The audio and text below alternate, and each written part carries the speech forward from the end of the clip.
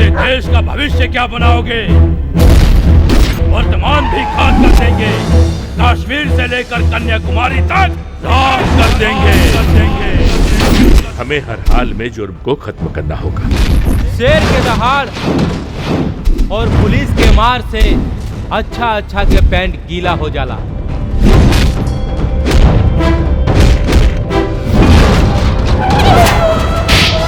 विधायक हो या मंत्री, कानून सबके लिए बराबर होता है। मौत के सामने खड़ा होके जिंदगी के भीख मांगत पड़े।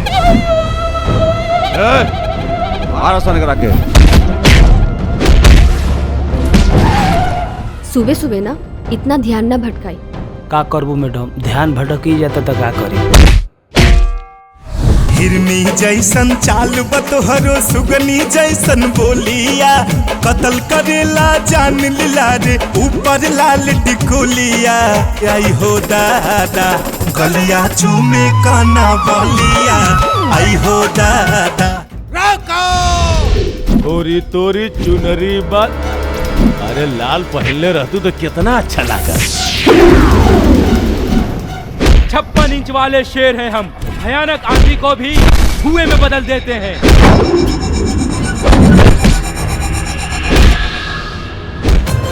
आपके कहीं चोट तो नहीं खेला बा?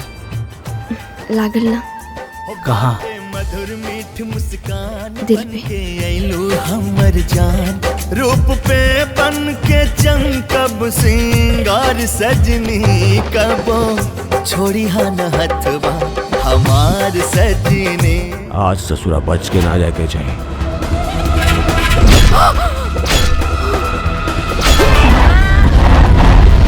तो भर हिलाई हपिया खटिया, पहले हो खेता रतिया। अरे रात भर हिलाई हपिया खटिया, पहले हो खेता रतिया। भैया अभी तोहर भाई डाका जिंदाबाद। वो लोग पुलिस वाले को जिंदा जलाने लगे। चंद सांस बचल बा तोरा शरीर में।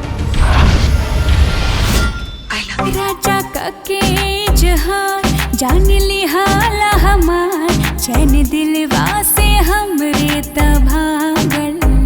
हो हमके कैले बा पागल तोहर पौआ के छागल। साँझ कहिले जान दिल तहरा से लागल। हमके कैले बा पागल तोहर पौआ के छागल। साँझ कहिले जान दिल तहरा से लागल।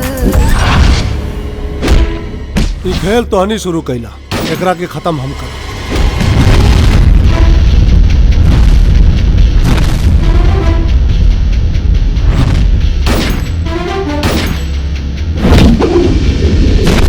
मैं पूरे हिंदुस्तान में राज करना चाहता हूँ।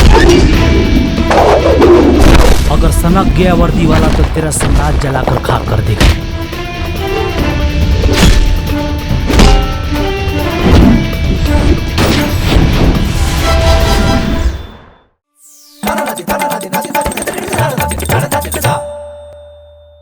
देख लिए ना, अब जाइए डाउनलोड कीजिए चौपाल ऐप और मजा लीजिए भोजपुरी सिनेमा का, वो भी मात्र 99 रुपए में।